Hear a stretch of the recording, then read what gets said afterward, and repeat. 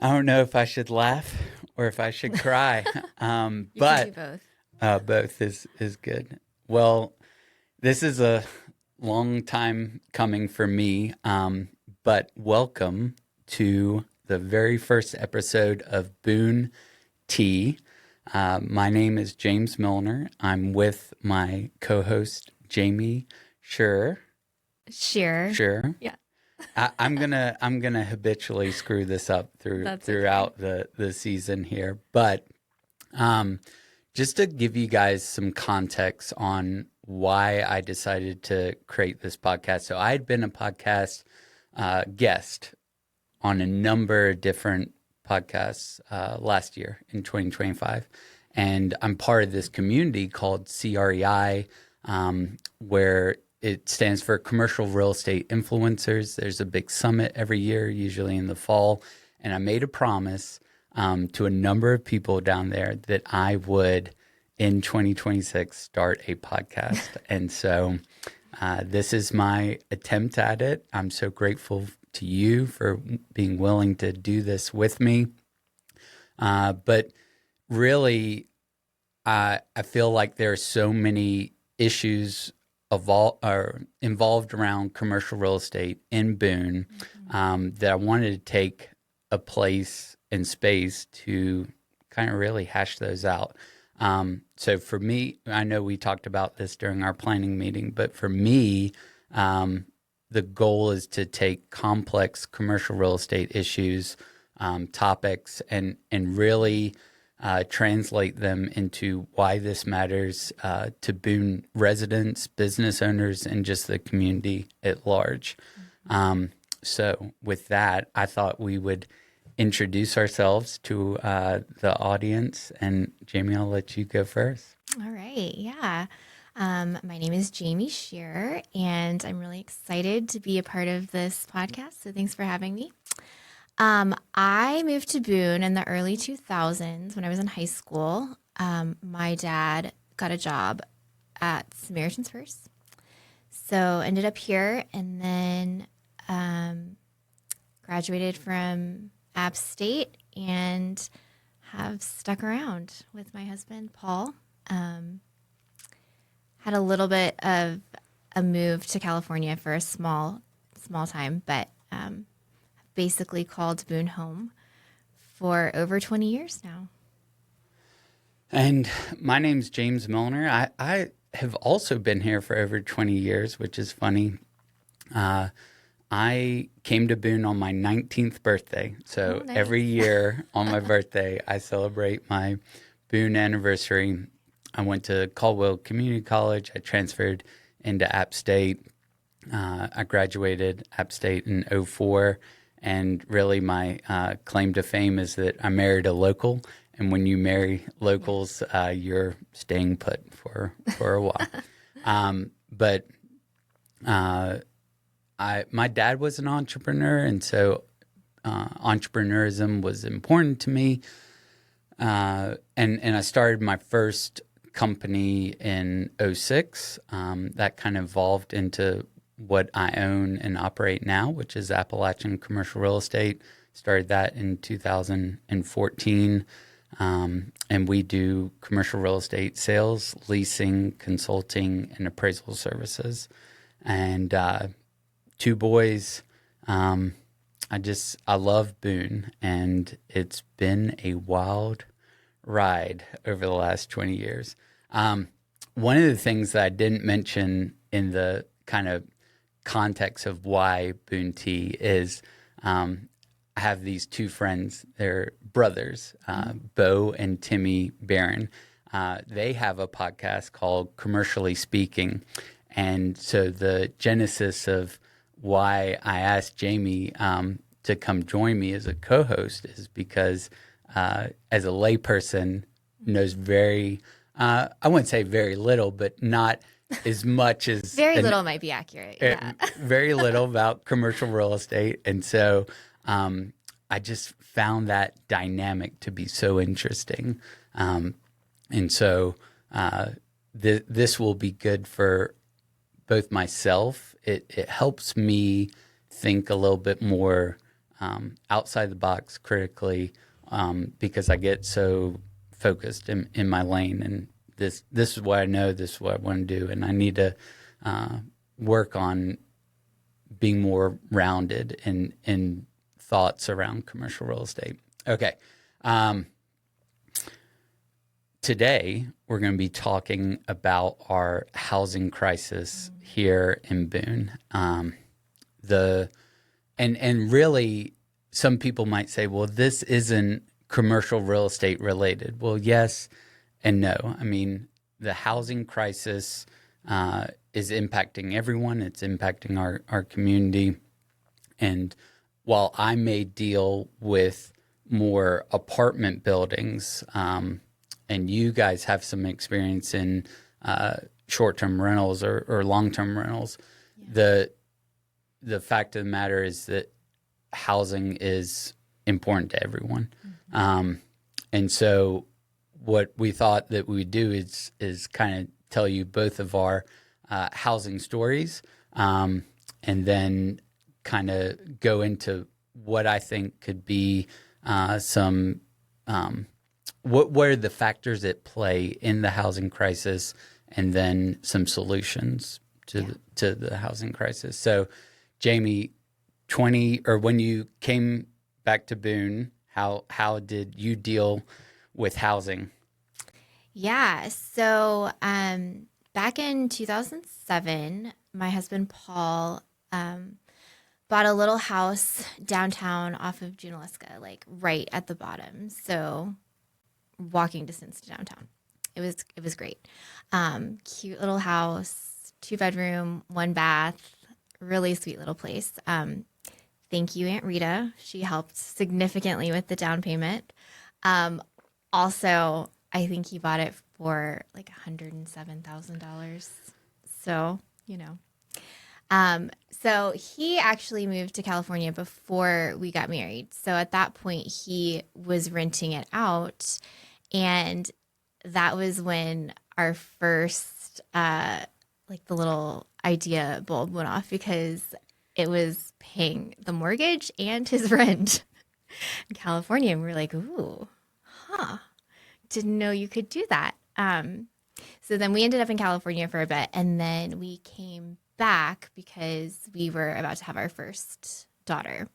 And so I think all along we had kind of thought we would move back into that house. And I mean, it was really small, but we had lots of ideas on how we would expand it. And we were going to build like a big master off of the back and, make it really cute and whatever. But we quickly realized that would be super expensive and a long drawn out process. And it was because of the location and such, it was a no-brainer to keep renting it. And so we ended up renting something a little farther out of town that gave us more square footage, but was affordable at the time. Right. And then Lucy, our daughter, was about 1, and we knew we wanted to be here. I mean, this was home. So I'm like an avid real estate follower. Maybe not junkie. Commercial, but junkie. So it wasn't Zillow at the time. Whatever it was, that didn't exist. But, I was on all the lists. So I would get like daily email updates for my zip code. And I saw this one house and I was like, oh, this looks so cute. Like I can totally see us there. We had no money. So right. Paul's like, yeah, no, we're not buying a house. But then he was like, oh, wait a second. It has a basement apartment. He's like, I bet we could make this work. So we went and we looked at the house, and we actually realized as we were touring the house that we knew the people who owned it. He was like, he saw a wedding photo and he was like, wait, I know them. So we realized we could probably make the numbers work with renting out the space, and it was actually currently rented. And so we put in an offer, got the house, and that was the beginning of our house hacking journey. Rented out the basement. We pivoted to short-term Airbnb kind of before it was a big thing up here. So, and at the time, it was it made way more than it was long term, but it was a lot of work. And did that for about 2 years, and then we moved. We bought another house closer to town and did the same kind of thing, rented out part of it, lived in the other space. And yeah, that's just how we were able to grow into spaces that fit our growing family. And we're able to afford it. And then, I mean, I'm super grateful. It was the way that we made it work, but it got a little bit old. I laugh because when you said basement apartment, I was like, Paul must have a thing for basement apartments. Oh, he does. He does. It's totally a joke because it's his thing. He loves doing that. Yeah, and in between there, we bought some other investment properties and that we did not live in, but and now we live in a home where we do not have to rent out any of the spaces. No basement apartment. No basement apartment. No anything. It's just us, which is great with 3 kids. Yeah. You don't have to tiptoe around worrying about tenants below or guests below or whatever, but and everyone has their own space. Everyone has their own space. The girls have plenty of room, nice flat yard, which is a rarity in this county. But yeah, I mean, it would not have been possible for us to be where we are today without our house hacking journey. Right. So I think that what's important for our audience is that timing, that the opportunities come at a certain time and you take hold of that opportunity and use that to pivot to the next. So mine isn't as complicated. I had always rented in town as a college student and even right after college. Shout out to Stephen Phillips, great landlord here in Boone, and was on Movie Drive. Finally decided, okay, I should probably just jump in, right? And it was the scariest thing. I was like, am I really going to do this? Like mortgage rates at the time were 7.5%, 8%. And I was like, okay. Which I think people forget Yeah. that they were that at one time, because now, Well, and we're going to get into that a little later on, what the impact of interest rates has been over the last at least 10-year period. So 7.5% mortgage, less than I think my budget at the time was like $100,000. I was, they have all these ratios, debt to income and what are you making, and but just the risk of a mortgage is it not severe, but it's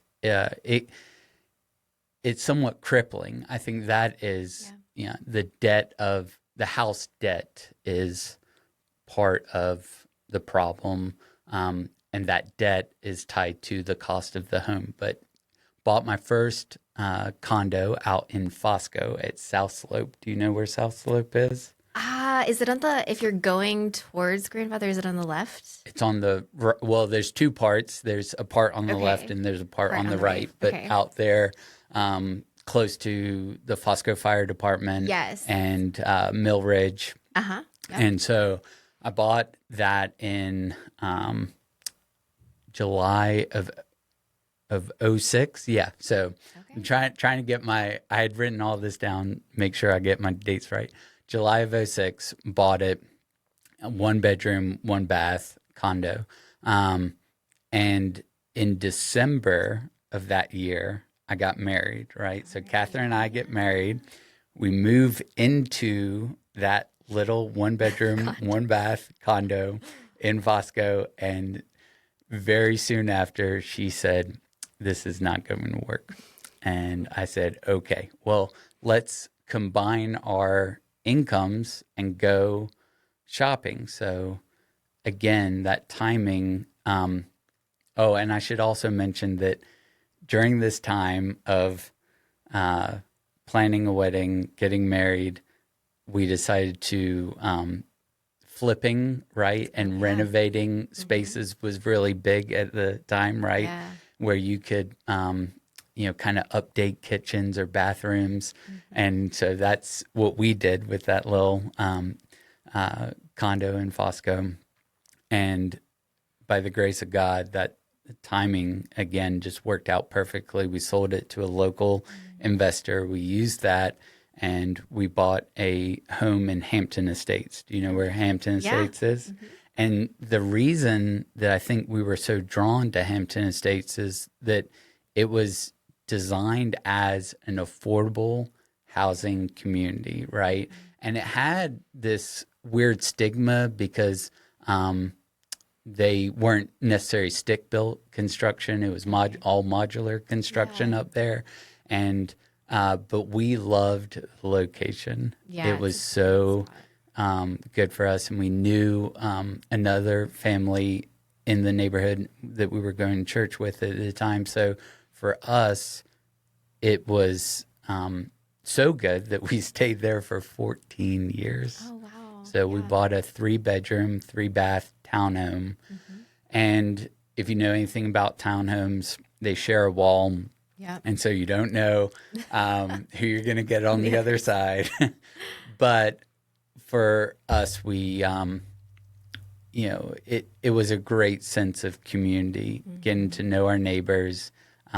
Again, mostly college students. Parents were buying these units, and their college students were living there, and that's fine. They were nice and respectable. But for 14 years, to bring 2 kids home from Watauga Medical Center, and finally, I think Catherine and I just got to a place where we were like, you know what? We want our own 4 walls. We want that yard. We want a place that we can call our own. So in 2020,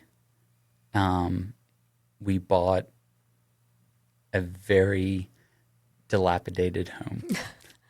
Now, it's kind of funny because you know where Jimmy Smith Park is over here? So Catherine and I own Jimmy Smith's house. So I know it is kind of like my claim to fame. Yeah, definitely. But so there was Jamie Smith. He had passed a long time ago, and then his wife Cecil, she lived in the house before going to assisted living facility here. She ultimately passed. So we buy the house from the estate, from the kids.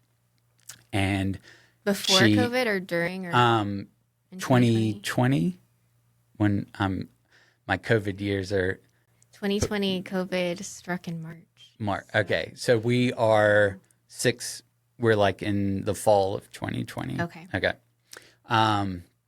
Because she had not been there for a number of years, and so it had gotten very, very dilapidated. Now, again, we had survived the house flipping the first time, and so Catherine and I are like, you know what? We are going to go full-blown renovation, like take it down to the studs and put it all back so tear it all apart, put it all back together. It's a little different though with 2 kids, right? And we have 2 kids. So we still have the house at Hampton Estates. We've bought the house. We're going through planning, permitting, renovations. And long story short, we eventually put it all back together, but not without a lot of pain and struggle. Like, for example, the floor joist system was totally shot. So, and appraisers don't account for the fact that you fixed your subfloor and floor joists. So, but we made the investment because we knew that it was the perfect location, is exactly what we want. We wanted to make it exactly what we wanted. So we were willing to take the time, effort, and energy. And again, that timing still living at Hampton Estates, put it all back together, got the construction loan. And in March, we sold the townhome and then moved in. So March of 2021, we converted, and we've been there ever since. It's right down the street from the dance studio. Oh, that's She can walk up there. We love going to Lost Province, Hardin Creek, sometimes on nice summer days. And then my office is right across the street from that intersection. Right. So do you walk there? I should, but I don't. But I've just become this great proponent of East Boone. Like, you know, when Boone Shine opened, their, you know, call to action was, hey, this is a new neighborhood of Boone called East Boone. And it really is where all the growth is happening. Well, with both of our housing stories, Jamie, what do you, I mean, whether it's 30,000 feet or 5,000 feet, what is your take on the housing crisis that we're currently experiencing? Yeah, so it's interesting. I grew up in Raleigh for until we moved here when I was 16, I think. So growing up in Raleigh, they're neighborhoods, right? And if you want to move, you kind of just tell your realtor like exactly what area you want to be in and exactly what kind of house you want. You know, like, oh, yes, we want a 4-bedroom, 3.5-bath house on an acre, preferably with a fenced yard for our dog. We'd like to be in a neighborhood that has a pool and tennis courts, you know? So moving here, I even as like a 16-year-old kid, I was like, this is weird. Like I remember coming up with my parents for a house hunting trip, and I was like, I do not want to move here. There were like weird houses like hanging off of cliffs. There was like no yard, no sidewalks like in the neighborhoods. And so that was like my first taste. But then like you kind of like we found a great spot and you adapt and you get used to it. But then when we started looking for houses, it was even years ago before when you could find affordable homes. It was just hard. Like you had to kind of wait and look for the right thing and wait for something to come up. And I think like the pockets are interesting too. It's like it's not like, do you want to find a neighborhood? It's like, which area do you live in? Like you're talking about East Boone. It's like, it's just so spread out. But I think that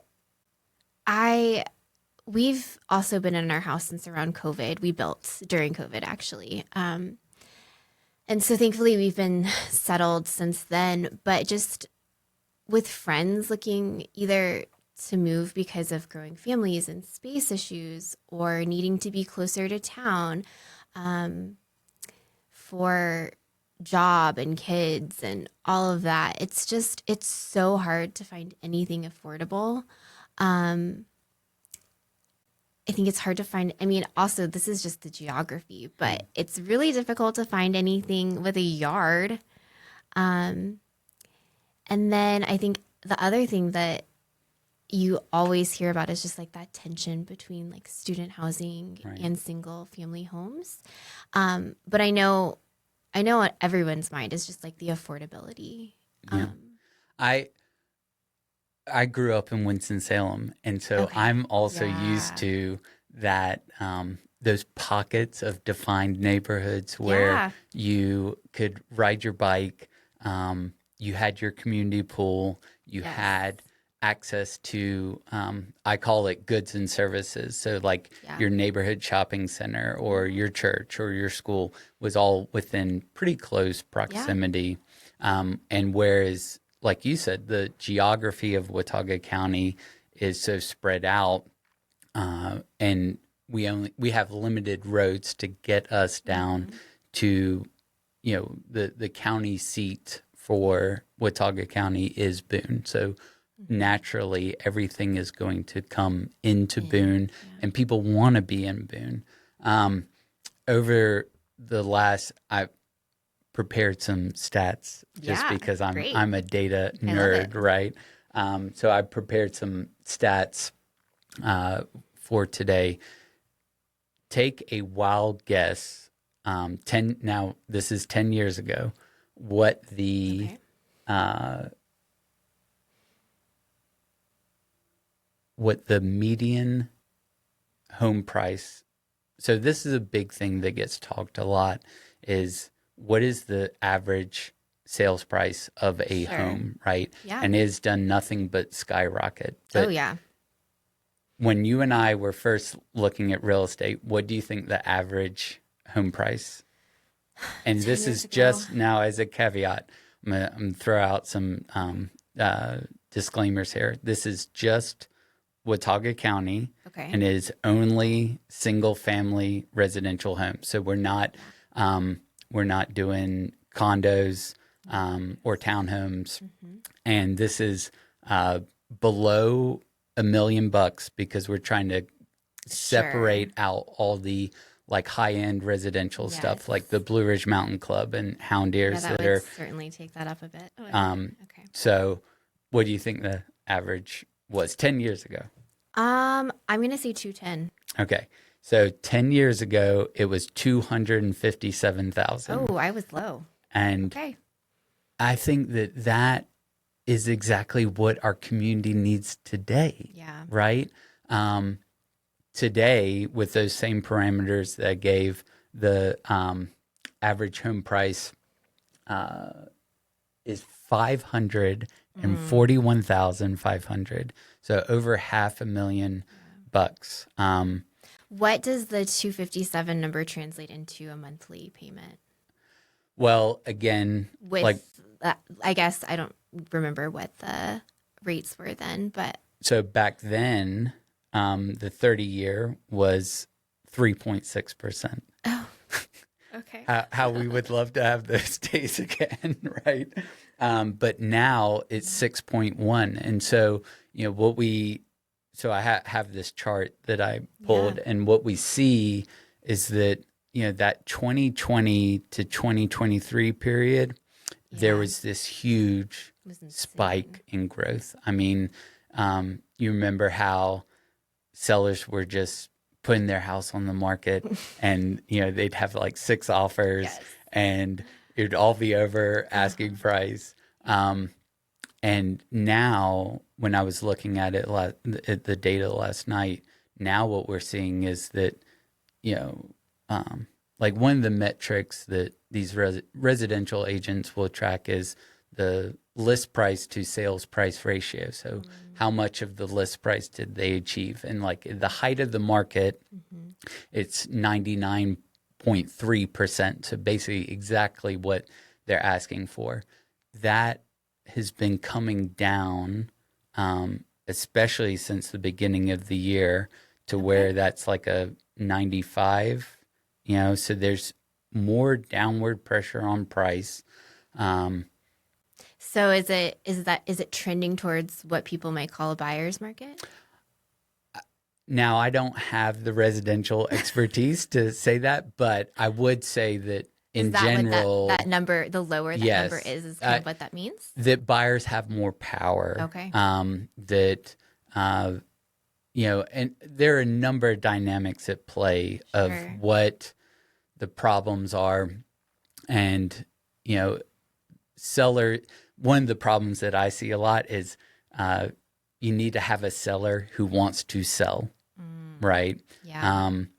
And a seller who needs to be realistic with today's market and pricing. So, for example, within the last 30 days, we've had sellers approach us and say, hey, will you list this commercial piece of property, right? And so we look at all of the data that's available. We give them a recommendation on where we think they should set the price. The problem is that they're still in la la land. They're still in 21, 22, where they think, I have the Taj Mahal. I should be in Boone, and I should be paid. And that was once true. However, I think that buyers are few and far between. And so if you have you have to have a seller who's willing to sell, and a buyer is worth its weight in gold. So the marriage between buyer and seller, there's a whole lot more to it than price, even though price is typically what most people think about. All right, so what are some factors that are at play? There's a couple, and I'm not going to hit all of them, but we have to talk about basic economics, right? So there's the supply and demand of real estate, and we have this real estate concept called scarcity, right? We only have so much land or so much product to sell, right? There is the supply of single family residential housing. And what's hard right now is that we're not building anything. We're not building anything because construction costs continue to be sky high. I could imagine that if you and Paul had to build your house today, that budget would look much different. We slid in there before everything skyrocketed, went insane. Yeah. And so, supply is one part of it. Demand, I think we've seen this huge influx of demand because people love Boone, and people gravitate towards Boone because of our quality of life, right?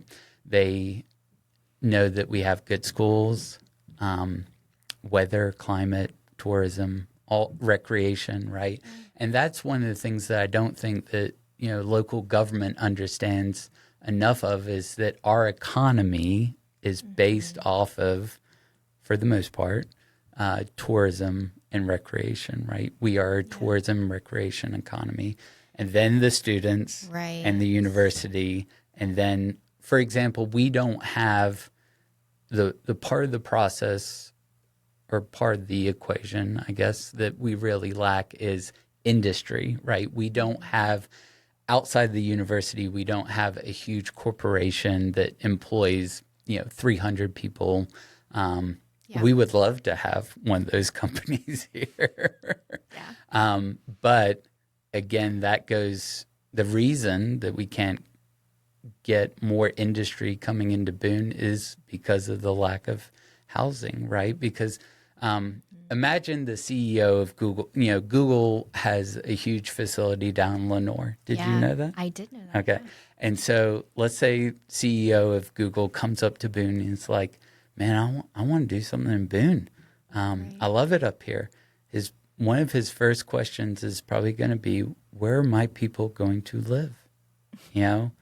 And from an economic development perspective, that it's hard to say, there's not a tract home development, or there's not, So, but why not? And I understand what you're saying now about the rising costs of construction, but why aren't there more places like Hampton Estates? Was there not a demand then, or? I think there's always demand. I think it's still, we're very price sensitive, right? And I'm going to give you a good example. There's a project called Townhomes of Brookshire. So if you go past, I've seen them. Okay, you go past Ted Mack, a little bit further. It's this beautiful 90-acre rolling hills. Rolling hills. Beautiful. It's beautiful. That was built. It's being built out. Has been built out. Still in the process of being built out. Townhome style, but detached development, right? And I think the developers had the opportunity to have a call it sub 300 or sub 350 product, right? But instead, they let the market dictate pricing. And once you allow that to happen, because of the free market, people will pay. When there's high demand and low supply, it's going to jack up price. So I think it's also a scarcity of land issue. Available tracts, large tracts of land to do that kind of development are very rare. I mean, that was a 1 in a million opportunity to have a site that big, that close to town. Right.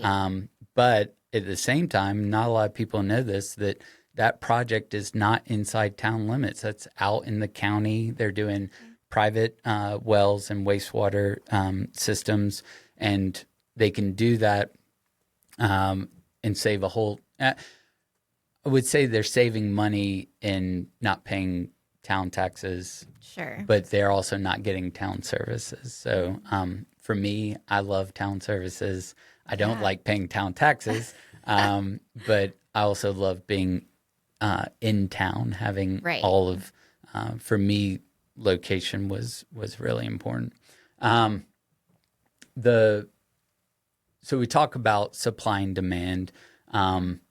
We've talked about the median home price, but to really get to the answer to your question is, I think it's policy, right? Okay. So we have, there are regulations that deal with development out in the county, but most development happens within the town of Boone, right? Yeah. And so we have this document called the Unified Development Ordinance, and this, we call it the UDO for short.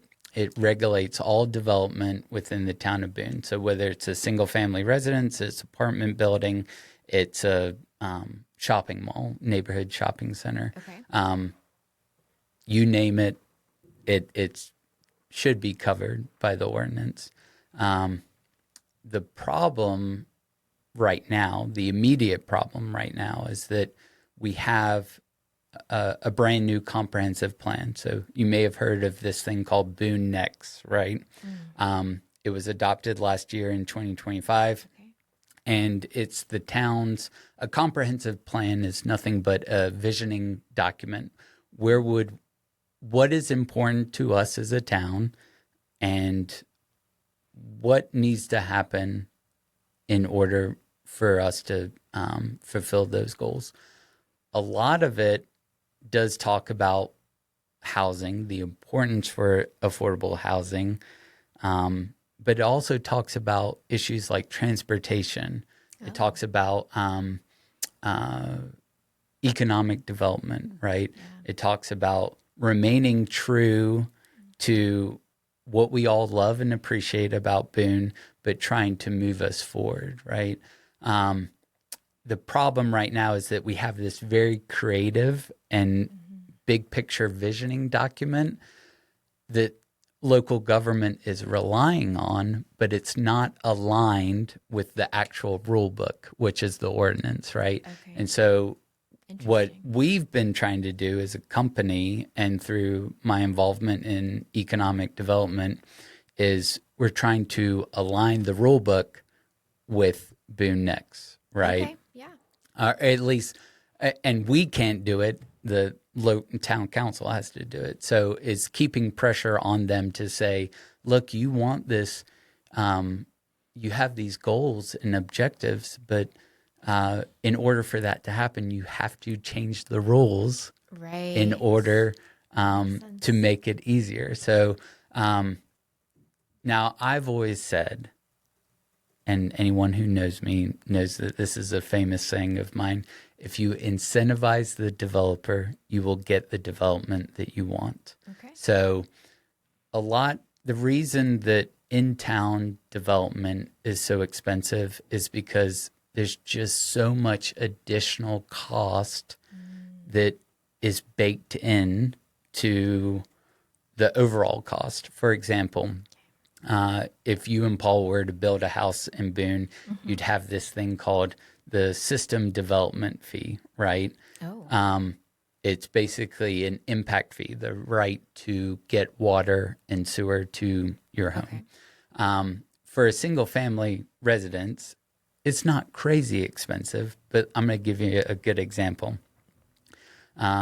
A lot of people have been talking about the retreat at Boone, right? This big student housing project in East Boone across from the backside of Food Line. You know what I'm talking about? I do. Okay. That project is remaining out in the county. And I think that one of the primary reasons why they don't want to annex into the town is the system development fee for the number of bedrooms that they are building out there. They're just the system development fee alone would have been over three-fourths of it. So over $750,000. Oh, wow. Just for the right to get water and sewer to the property. And then on top of that, the developer has to pay. So in that neighborhood, the existing water sewer line is on that driveway on the backside of Food Line. Yeah. The developer has to pay for the extension for the line to bring it underneath US Highway 421 over to the site and then run it all through the site to the buildings. It just, these development costs are one of the reasons why housing, in my opinion, housing has gotten, it's not that one of the reasons that housing is expensive, it's one of the reasons why we are not seeing new construction, right? Okay. The reason that new construction costs are so expensive right now is really to do with labor and material, and that we don't have enough competition in the marketplace. So we don't have enough electricians or plumbers or these HVAC. Which could be a whole other discussion in and of itself, right? Yes. Okay, follow-up question, kind of related. Do you know what the percentage breakdown is of student housing and single-family homes within the town of Boone? That's a very, very complex question. I'm sure.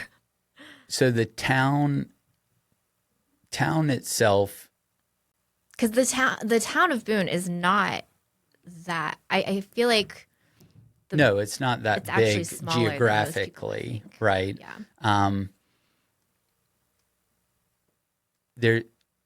There's no person that you're going to meet that would not advocate more for the supply of single-family residential housing.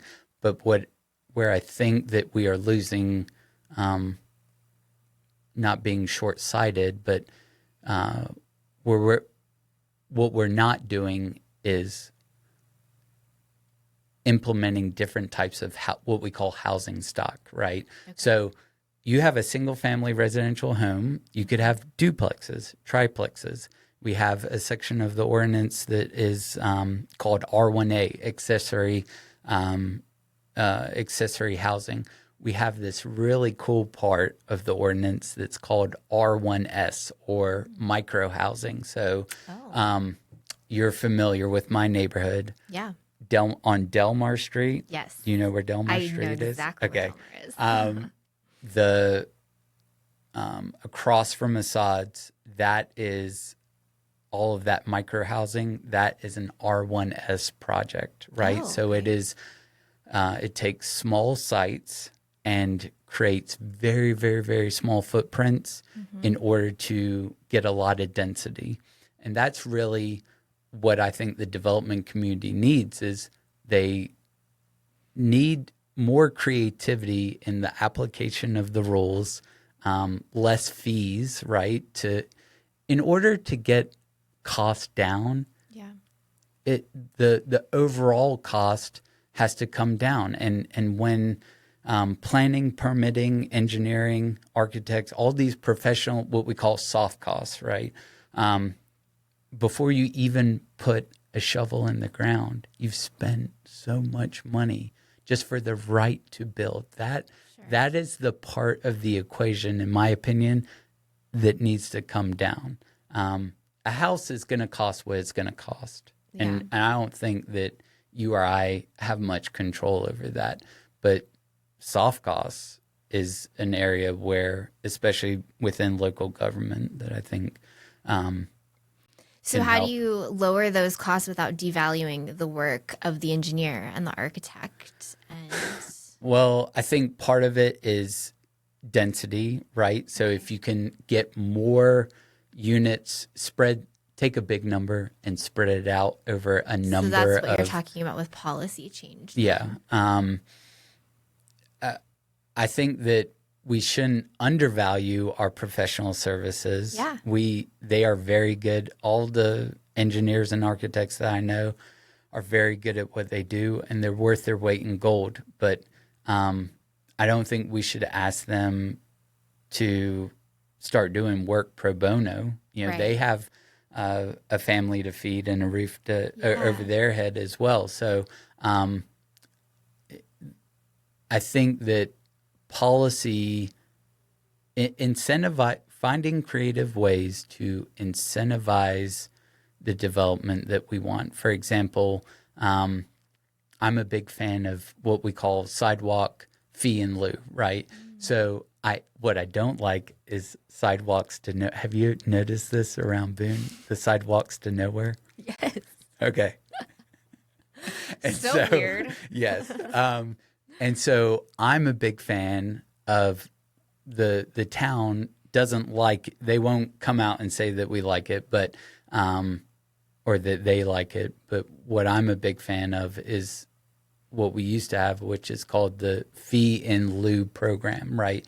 So a developer can pay a fee into the sidewalk fund, and then at a later date, when the town decides that they want a sidewalk somewhere, they use those funds to build it. For example, I was telling you before we recorded that we were celebrating last week. We closed on this 13-acre site for the Church of Jesus Christ of Latter-day Saints to build their new meeting house.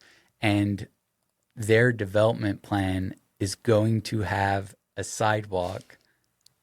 I know, it's crazy. A sidewalk along old U.S. Highway 421. Okay. Because the town's argument was, well, if we don't make the developer or property owner in this case build it now, then we may not be able to get them to do it at a later date. So anyways, policy, I think what I want people to take away is that policy has more of an impact than you realize on the overall costs of housing. I think that I want people to understand that, supply and demand is very important. However, we shouldn't ask, property owners to not get paid what they're worth, what their home is worth, just for the sake of affordable housing. I know that if someone came to you and Paul and said, hey, we want to buy your house, you're not going to be like, oh, well, for the sake of affordable housing, I'm going to take $150,000 less. No, you want to get paid what the market will. And the same is true for me and Catherine. I don't have a number on my home. That's how much I love my home after what I've been through is, and it's kind of funny. My CPA said the same thing a couple of years ago. He said, there's no amount of money that someone could pay me for me to move my family. And I think that part of that has to do with just the struggle of, like, even if someone did pay me this ridiculous number that made me happy, where would I go? Yes. What would I buy? Now the mortgage rates are totally different. It's going to be very hard to convince anyone within our community with these 2.875 or 2.75 mortgage rates to go give that up and move, let alone take something lower. Real estate in general is an appreciating asset. It is a solid investment. And, going back to solutions, me personally, I would like to see more of this micro housing. Who is the micro housing for? I think, you know, the micro housing is for anyone except students, right? Okay. That is really where my heart is right now. My heart is, how do we find housing for our teachers, our firefighters, police officers, nurses, service workers, think I said teachers. Those folks who are really pouring into our community should not be living in Ash or Avery or Right. Trade and try. That is, in my opinion, what is taxing the infrastructure, our roads, and climate, and all of these things, is the fact that there's a huge influx of people who have to come into Boone proper every day, and then they leave. And those people should be able to live in the community in which they work. Yeah. So, Definitely. And So what about the teacher or the firefighter who have 3 kids? I still think that micro housing is a solution. Okay. It gets done at a larger scale. Maybe you can explain more about what micro housing is, because when you say micro housing, I think tiny house. Okay. So micro housing is not tiny house. It's not designed to be a sub 800 square foot product, right? Okay. I think that micro housing is designed to be development on a smaller lot, right? Okay. I think that micro housing is more of vertical construction instead of spreading it out. Like The old brick ranches of yore. well, which is funny because that's what Catherine and I have is this. A sprawling. It's all on one level, which I'm very grateful for, because when we were in Hampton Estates, we had 3 stories of stairs to climb, and now I have no stairs whatsoever. It's nice. But I think it is properly sized development on a smaller lot. Okay. It takes out. I think one of the problems that we have with development is the requirement for sidewalks, curb and gutter, roads, infrastructure. These are all things that are needed in order for development to occur. But when we can compress all that and get it scaled appropriately, then I think it generates a cost savings. So, Okay.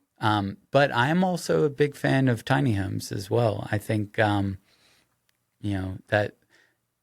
that could work for more single folks. Yeah. Whereas, for someone to utilize the R1S is really adequate development, but is just on a smaller footprint, and I think it's vertical construction. Ultimately, we just need, in my opinion, more supply of housing. There's plenty of demand, Yeah. but not enough supply. All right, man. I haven't even looked at my watch yet. Okay, How are we doing? we're good. Okay. We're real good. Jamie, as we come to a close, is there anything about housing or the housing crisis that, as a layperson, that I haven't answered, or that you think would be important for our audience to know? Yeah.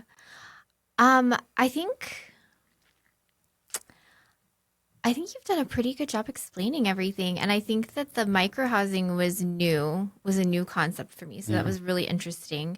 And again, talking more about a smaller footprint, but not necessarily a tiny house, Right. is enlightening, because I think that when you hear micro house, you automatically go to, those little trailer Right. homes that are movable. So I think that's interesting. Is there space for that kind of development within the town of Boone, or are you mainly talking about like throughout the county with that? I think my hope is that we can take smaller tracts of land and create more density within a smaller tract. So say a sub 5 acre tract. I think that is realistic. For me, I think that it can even be done on even smaller tracts of land. Let's find an acre tract and create 5 or 6 homes, right? Is there that kind of land left in the town? Well, that is the rub. Most of Boone has been developed, but we talked about this a few weeks ago on our socials that there's a process in which properties that are improved, right? Those buildings become not necessarily dilapidated, but where the underlying land value exceeds the value as improved, which is accelerating the need for the site to be redeveloped for what we call a more intensive, highest and best use. So while we, as a layperson, while you think of land, I think there's a limited amount of that. Okay. What I see more so is there not only the land, but is there a building that has reached the end of its economic life that can either what we call adaptive reuse, where we take the building, gut it, and convert it, or tear the building down and redevelop the site to a more creative use. So yes, there are opportunities out there, but they are few and far between. And I think the most important part is, if there is an opportunity, can the developer get as creative as possible and get incentivized as much as possible in order to bring the development that the community wants? I think so we're recording this episode in early April. Right now, there's a lot of rub between the need for housing. So we have a current, on new U.S. Highway 421, there's an affordable housing project that's trying to go in right there at the intersection with USF Drive that goes up to Milner Village. Yeah. At the same time, there's someone who wants to do a senior housing project, but the problem with the senior housing project is they want to go up 4 stories from regular grade level, and they are adjoining an established R1 neighborhood, right? You were talking earlier about that we have few, I think of neighborhoods like Grand Boulevard is a very well established. It would be like someone putting a forced, where Daniel Boone Condos is, or it'd be like someone putting, that's not, Daniel Boone Condos isn't a good example, where Explore Boone is, the old legal aid building. It would be like someone putting a 4-story building on that site would not mesh well with the established R1 neighborhood. Sure. In development, we talk about transitions, right? And that you transition from the neighborhood into the business area. So the difficulty right now is that, yes, we have this need for senior housing, or we have this need for affordable housing development, but how does that interact with the housing that is already in place, these established neighborhoods? And so what I think we're going to see is that, of course, the affordable housing project is not is abutting places like Mountaineer Village and Modern Toyota. So there is an established neighborhood there, and I think that project can occur. What I don't see happening is the town necessarily agreeing to this brand new 4-story building, abutting, and the public came out And that's really what I want to leave folks with, is that if you see something happening within the community or within your neighborhood, that you should be encouraged to make it known to local government that this is either helping or hurting. That every local government has what we call public comment, and you can go and speak and say, you know what, I just don't think that's a good idea. I use it regularly. So town council definitely knows who I am. Jamie, thank you so much. Yeah, It was it's going to be a great adventure. I'm very excited, and yeah, me too.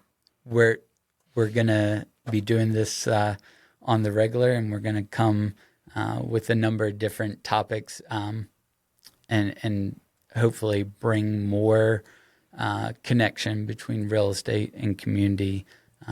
So hope that you'll join us again for our next episode, and thanks for tuning in.